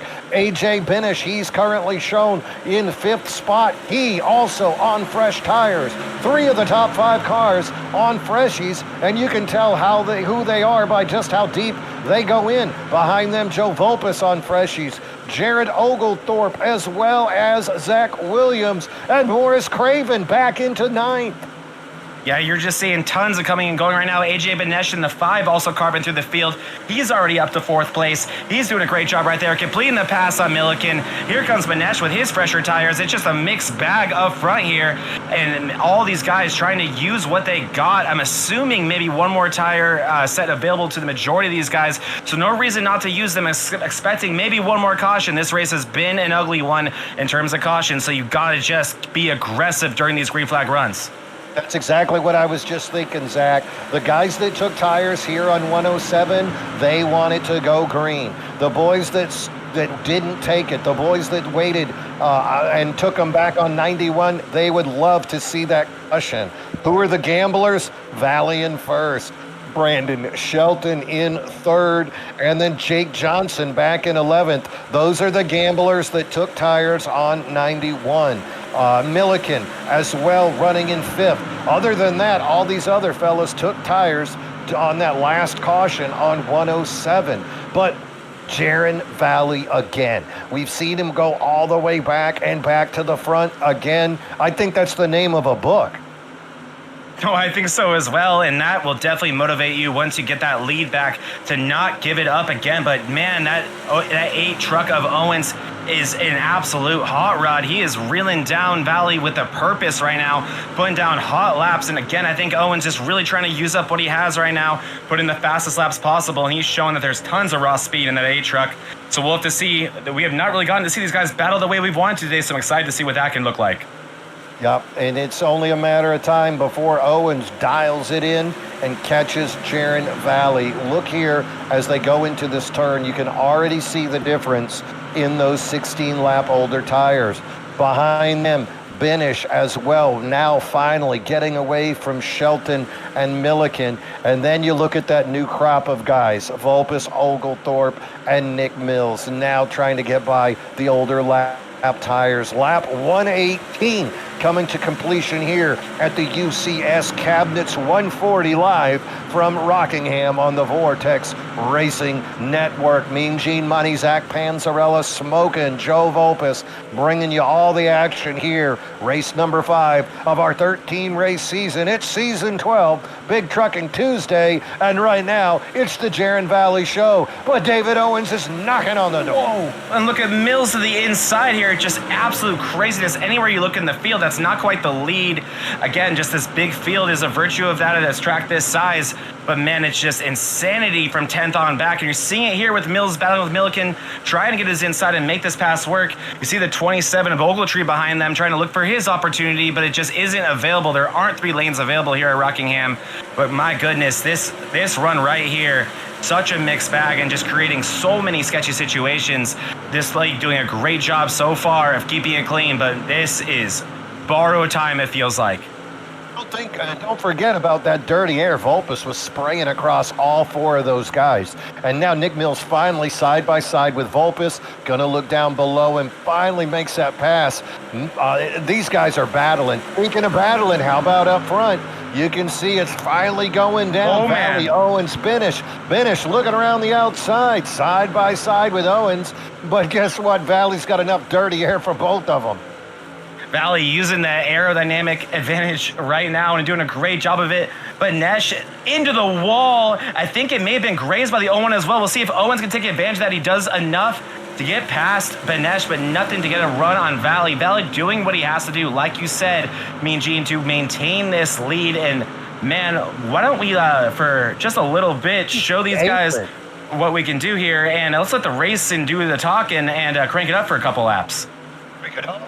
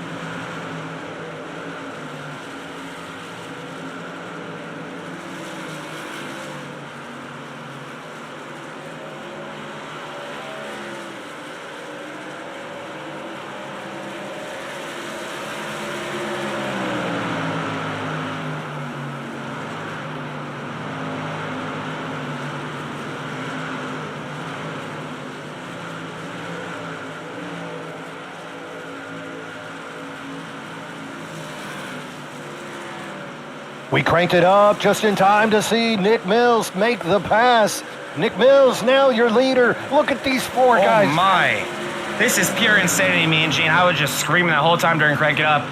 Good thing that we were muted because there was a lot of voice cracking that I think may have occurred during that, because that was some absolute insane racing. Nick Mills, though, kind of out of nowhere, going to complete the pass, and oh man, loose moment for Valley. Valley all the way down the track. Valley's going to fall down to 4th place. Valley, remember, he pitted on lap 91, so he's running out there on 38 lap old tires. Meanwhile, them other boys, 107, 22 lap tires, and that's really where it happens. You get that breakdown at around 15 to 20, and then you get a serious breakdown around 30, and that is what Valley is experiencing right now. Sam Milliken in 6th, as well as Jake Johnson back in 14th. Those fellas would love to see that late caution. We're on lap 130, 21 laps to go here in the UCS Cabinets 140, and right now Nick Mills up 15 spots. The guy started from pit road and now he's in the lead. He probably maybe might have enough fuel to make it to the end of this thing. That's what I was about to say here, me and Gene. As they've crossed the start-finish line for 20 to go, it'll be 19 here. I'm wondering, is this thing cut and dry for Nick Mills? Does he know that he's good to go? Is that why he is driving the way he is? Is this intentional from Owens and Benesh? Here comes the Owen of Valley into pit. So that's, yeah, you're right. So Valley a little bit on a different situation there. So Valley's going to go laps down there, me and Gene. He's going to need multiple cautions to save his race here at this point. And I think the bet is made if you can have any hope of making, I'm talking within 3 laps at this point, for Mills, Benesh, Owens, Volpis, Milliken, I mean, even all the way down to Buell in 10th place. You got to be thinking, I'm going to stretch this thing if I can.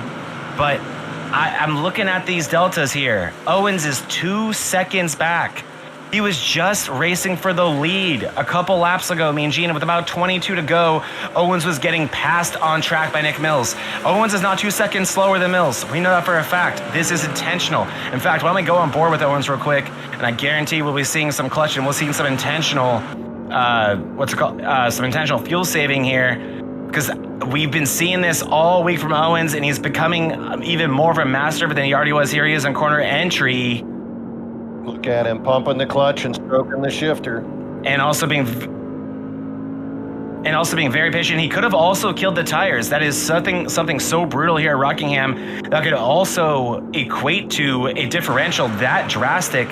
So we'll have to keep our eye on Owens there, see if he brings it back down, or is Nick Mills just that good? Did he just figure it out that much? Find out, depending on what Joe Volpis does. 3 seconds behind Owen, but on the same tire and fuel strategy. Joe Volpis in the 13th and 4th spot. If he can close that gap, then we'll know that it was a tire smoking situation. Speaking of smoking, it would be, because that would be uncharacteristic for the 8 of Owens. But up front, Nick Mills, AJ Benish, these fellas doing battle. Both of them should have enough fuel to make it the rest of the way if we stay green. And look at that gap they have now, pulling away 4 seconds over Owens. And then you can see Volpis slowly kind of pulling in the Owens as well. So Owens closing that gap. Then there's a jump back to Smith, Smorrell, and Milliken. It's only a matter of time till Sam Milliken comes into the pit back there, lap 91, last time he took fuel. Look at Benish, though, me and Gene. Benish is right there on Mills. And, man, I can tell you one thing about someone who is probably 0 for 5 against this driver of the 5 car here at AJ Benish. This guy, he just absolutely tricks you into thinking that he burned himself up. He will kind of chill out for 10 laps in the mid part of a run, and then all of a sudden he'll do this. And he'll have this speed that you can't believe exists. And here he is all over Nick Mills, looking to make this pass for lead. With only 12 to go, he's going to take a peek to the inside. As he's going to take it all the way down to the apron. AJ Benish in the number 5. Both these men with the ability to make it to the end. Mills trying to get back into the draft as they go down the backstretch. Benish going to take it low. Mills goes up high. Great entry speed by Benish. Exit speed advantage Nick Mills, but it's Benish with that clean pass, and he's going to lead lap number 139. Only 11 laps to go. Yeah, this thing is in the pay window right now. Finished making that pass in that perfect time. And now it's time to actually work through some lap traffic. It looks like Jerry Rose will be first up for Benesh here. We'll see how quickly he's able to make work of this car right here. He's going to look to the inside here. It's not going to be great for Benesh's exit. It doesn't look like Nick Mills can be able to take too much advantage of that, though. Benesh looks like that he has that 5 on rails. And he's that 20 almost caught that front end. I mean, you don't want to let those lap cars give up too much, and also you can use them for a brief moment of draft, if at all possible. And just like you anticipate, that's at 17 of Sam Milliken. They are also getting by right there. Milliken, I'm believing, either having to bring it a lap or bring it down and get those fresh tires, or still has yet to do so, and just trying to limp her home. Assuming a lot of guys may have to. Nope, you can tell right there with that pace that 17 has. He's on fresh tires. He's going to try to get past the 5 here and make it quick so he doesn't have to be any part of that 5's race, because Benesh doesn't want any part of that.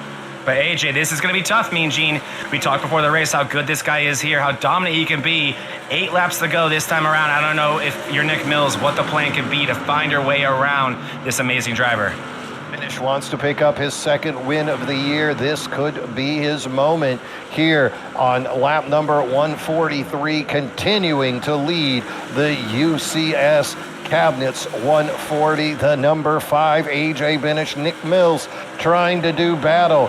Behind them, Owens. He's finally been caught by Joe Volpis. It could have been a tire situation, but it could also be these two guys are just that darn fast. Only 7 laps remaining here. Yeah, tire saving so important, like we've talked so much about, and I think David Owens just on the wrong side of that right now. As you see his teammate already right there breathing down his neck, and Owen just with no turn in that 8 NOS Energy truck right there, just drifting up to the wall, trying to make the track as wide and as not sharp as possible to find any which way to make this thing get around there as he looks to the inside of Jerry Rose to put that 951 another lap down right there. But also, yeah, this is going to be interesting. And I just ran on board with Benesh for a little bit just to see his throttle input, Mean Gene. He is doing no such thing as gas saving. You can tell that number 5 is feeling good about his gas situation and just needs to put down 5 more solid laps here to take home his 2nd BRL win of the season. Yeah, he was the fastest guy on the track that last lap that's on this current set of tires. AJ Benesh with that 25.77, 0.3 of a second faster than the Nick Mills in 2nd place. 5 laps remaining here, and it's 4 now as we see Benesh making work of the lapped traffic there of who's the 80? That's the 80 of Sand right there, and it looks like Peltz is next up. It looks like Peltz next on the list. Pelt's going to use the bottom there. Benesh saying, please, could you not? But there he goes around the top. Pelt's a very cordial driver. Another member that you'll get to watch tomorrow for a watch in the DDIRL and the DDI 365 at the Brickyard. Excited for that. But right now, in our first ever BRL Tuesday Truck Series, we are 3 laps away from a just absolute staple of this series, the defending champion, and I believe the all-time wins leader in this league. Close to another one, 2 laps away, and I think he has told this whole field, Mean Gene, to know their role and shut their mouths. Oh, he's backing it up right now. Kevin Kyle feeling like a genius with his predictions over on the LeagueNewsWeekly.com report that he put out. AJ Benesh looking like the man. He won last season. He won the 2nd race of this season, and now he is on the last lap. Benesh gonna bring it through 1 and 2, cruising. Plenty of fuel. Nick Mills now 2.93 seconds away. Backstretch. Benesh into 3, looking up at the fans. Kyle Lynott out of gas below the pit line, and it's gonna be AJ Benesh taking his 2nd win of the year. Congratulations to the number 5 Chevrolet. Benesh doing what he does best, leading laps, putting down the law, and winning races here in the BRL. He's a defending champ for a reason, Mean Gene, and we knew he loved this track, and today was no exception. What a drive from the number 5. Milwaukee native has to be thrilled as he gets his win. Let's pull up that top. Let's pull up the final finishing order and see. Well, oh, How about that? So we have might have a surprise here. We're putting on all the stunts here in this first You got to URL look Tuesday at it. broadcast. We got to give him Look at everything. him spinning it. He's spinning it. Here we go. Plenty of gas. Oh, plenty. He's building it up, and away he goes. Tell he's had some practice with this.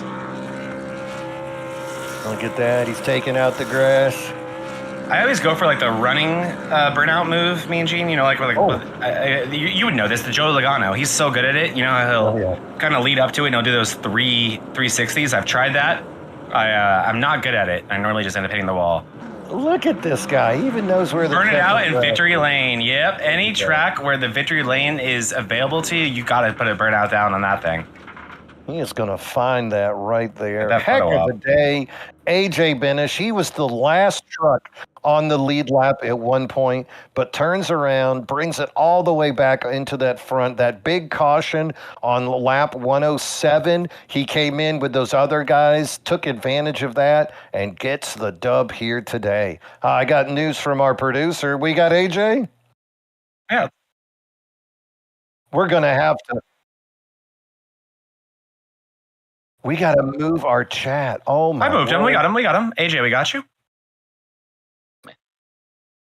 What's going on, my man? Is that you? I'm here. Hey, it's him.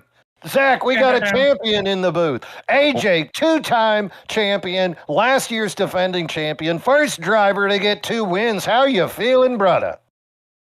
It was a very eventful night for me with early incident coming from the back, and then kind of hit some tire lottery stuff to get back in the race. Well, you know, luck is often a part of the racing, especially when you're going up against guys by the name of Nick Mills, David Owens, Chris Smorrell, Joe Volpis. All of these guys are vultures waiting for you to blink. At lap 107, when that thing came out, were you throwing a party inside of the truck? Not really, because I figured someone was going to throw tires on, and it was all the big question of, is there going to be another caution or not?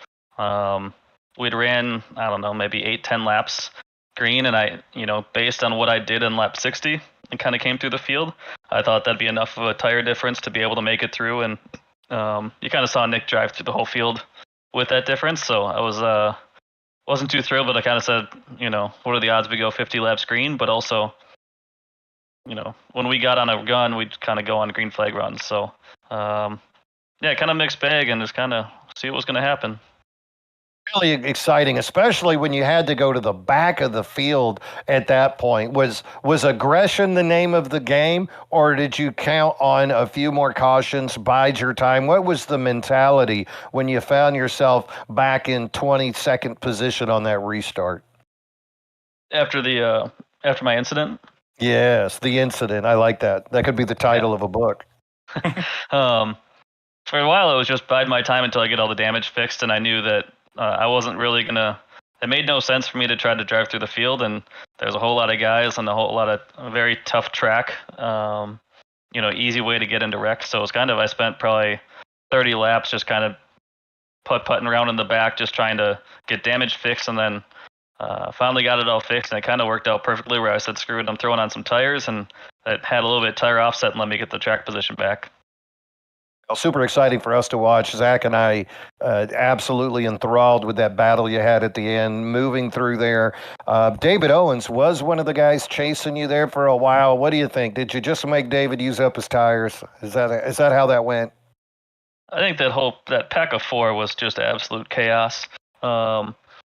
And the whole thing, I was kind of sitting there trying to get past Owens for a while until I realized Nick had tires. I didn't realize that for a few laps until he caught up to us. But I knew I wasn't racing against Jaron because he had the pit still.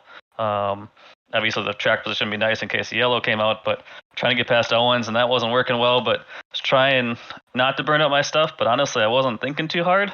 Apparently, I didn't burn it up. But Nick came, and then it was more chaos with Nick there. I knew he had tires, and once he got past, I thought that was game over. So the whole thing was chaos, and my assumption was that when Jaron got into the wall, that Owens got in the back of him. I'm assuming Owens got damaged because he had good pace and all of a sudden fell off like 3 or 4 tenths immediately after that incident. So. Well, still enough of a day for David Owens to bring it in third. Of course, he'd have loved to win, but there can only be one, my friend, and you today are the Highlander. Zach, what do you think?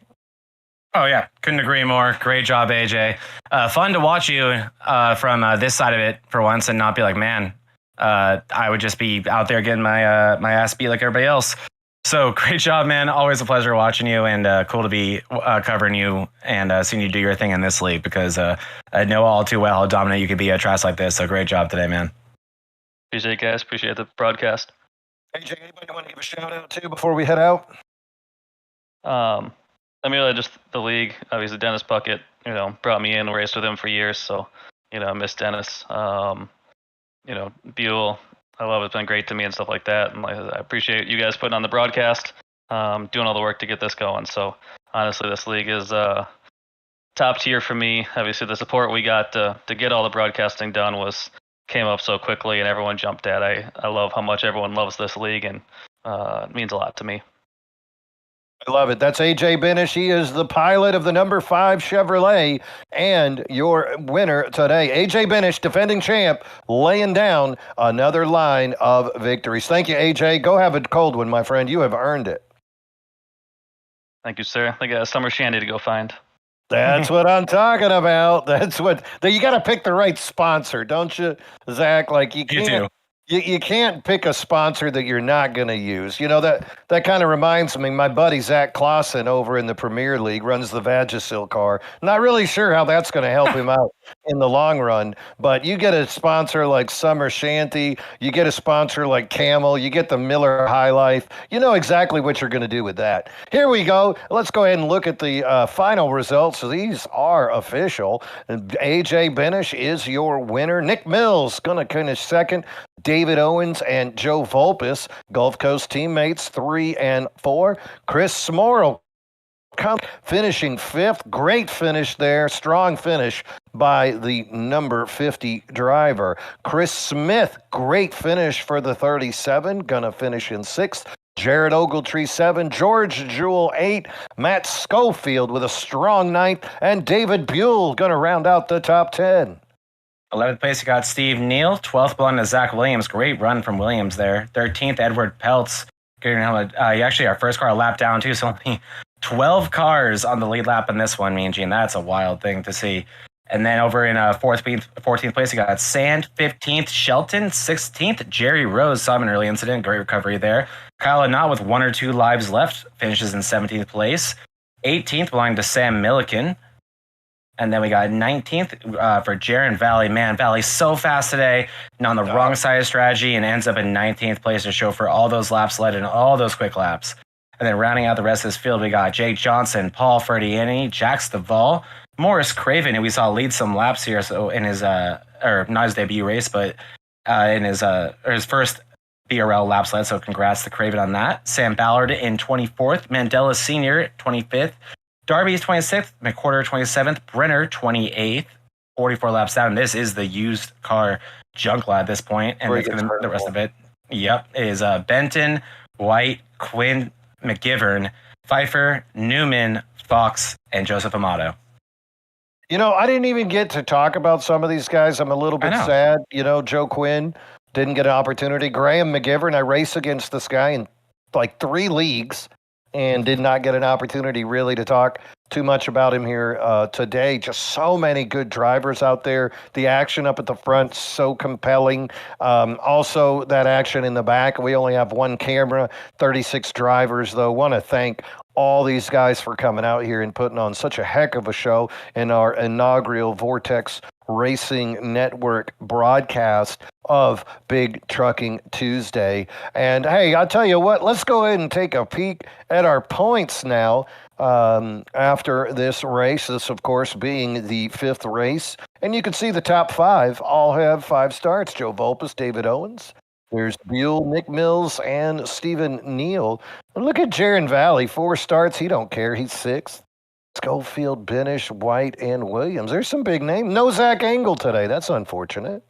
Yeah, and you can just see how important running all those races is, as Benesh, with those 3 races ran, 2 of those being wins, only 8th place. So it really is just so important to come out here, be consistent, run all the races you can, and you will definitely get the fruits of your labor here. So this is only going to get more interesting as the season progresses, as we can see who can show up to more and more races. But right now, Joseph Volpes being as consistent as he needs to keep control of that points. Look at Benish. 3 starts, 3 top 5s. Nuts. And only got 8th right now. What a little devil. When he shows up, he's a threat, that is for sure. My word. All right, let's go down a little bit. Look at some other guys here. You can see Troy Sand up on 16, Smith, Johnson, Peltz, Graham, Brandon Shelton. So you got some good names right there. Let's see, surprising ones. Duval down in 29th with only 2 starts. So you expect to see a little bit more out of him. But as I said earlier, we got like 46 drivers that have actually run races. Oh, talk about an inaccurate guess. It's actually 47. So my bad. So you can see a lot of guys that have just got that 1 start. But hey, we're on the 5th race. You got 8 more to go, I want to say. Yeah, so definitely not too late yet, but so much still happening. And one thing too, when we're looking at that previous, anybody with 2 starts can make it. Oh yeah, for sure.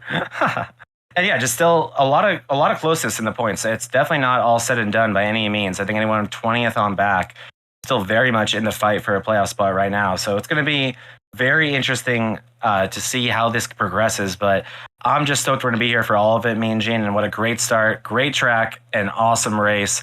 I'm just, I think, just so stoked to set the tone right here with this one and give everyone a taste for what they can expect for the rest of this great season here in the BRL Truck Series presented by VRN.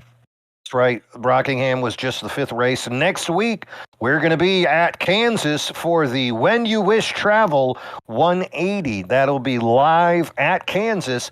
Big Trucking Tuesday will go hardcore into race number 6 of our 13 race season. 12 drivers will do battle at the end. There's no winning you're in. So attendance at a premium. You must make 10 races to qualify. And then there will be 12 fellas making battle there at the end for the championship, which will wrap up at Chicagoland. Can't wait to continue to see this. So again, congratulations to Jaron Valley for the Pole Award. He is the LeagueNewsWeekly.com Pole Award winner. Great start for him. Unfortunately, strategy did not work. And then, of course, big shout out to AJ Benish as he takes his 2nd win of the year. 3 starts, 3 top 5s. This guy's tough. He makes all those 10 races. Going to be quite interesting to see if he can defend that championship that he had last year and maybe become the first 3-time Big Truckin' Tuesday champion. I think that's on the table, Zach. Oh, it for sure is. Benesh is a incredible talent. I mean, I am lucky enough to call myself the MRL defending Truck Series champion going into this season. But if Benesh was eligible for that, I would not be able to say that because he won that race. I was able to win the championship from 3rd place. So Benesh, I mean, I have all too often seen how incredible that guy can be. And like I said to him, I'm excited to be covering the league from this seat next to you here, me and Gene in the booth, watching him do what he does. But yeah, I think a lot of these guys in this league, I mean, they know, they've seen it for years. If they've spent a season here, they know what he's capable of. And if he can make those 10 races, yeah, he will absolutely be a massive threat. But pressure's on now. I don't think he can even miss a race for the rest of the way. So we'll have to see for Benesh. Excited to see how that goes, but can't thank everyone enough for joining us for this first broadcast. Had a great time in the booth with you here. It's going to be a 3-man booth. Just poor Volpes dealt with his flu game today. He did a great job on the track. Still bringing home a good finish, but yeah, he was hacking up a lung. And yeah, I don't blame him for not wanting to be in the booth today, but he did an incredible job in the production booth, thought through it, and hope we give you guys a product that you enjoyed, and we just can't wait to be back next week. But we will be here all week on this network itself, Mean Gene. We'll be here tomorrow for the DDIRL 365K at the Indianapolis Motor Speedway Brickyard format, so the oval. That's going to be a fun one. There's going to be a really pretty watch on the line, one of the bigger races of the season for that league. And then on Thursday nights, the MRL Truck Series is getting started up soon, so I cannot wait to be in the booth with you there. And then I think a couple weeks from now, the MRL Cup Series on Mondays will be getting started up. There'll be you and I in the booth for that one. So a lot going on, and this is just another great, amazing privilege that we have on this network, and couldn't have asked for a better race to start this. So thank you to everybody, and that was an awesome one, Gene.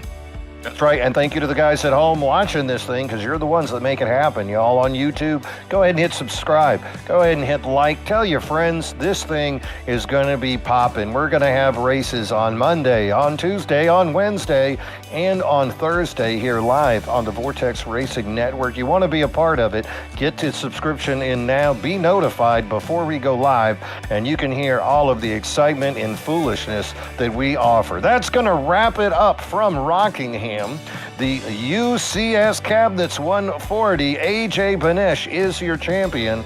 On behalf of myself, Mean Gene Money, my partners, Zach Panzarella, Smokin' Joe Vulpes, our sponsor, LeagueNewsWeekly.com, all the boys back in the production truck, David Buell, our admin, and of course, Dennis Puckett, Memorial Season. Dennis, you are missed, and we will carry on your legacy as best we can.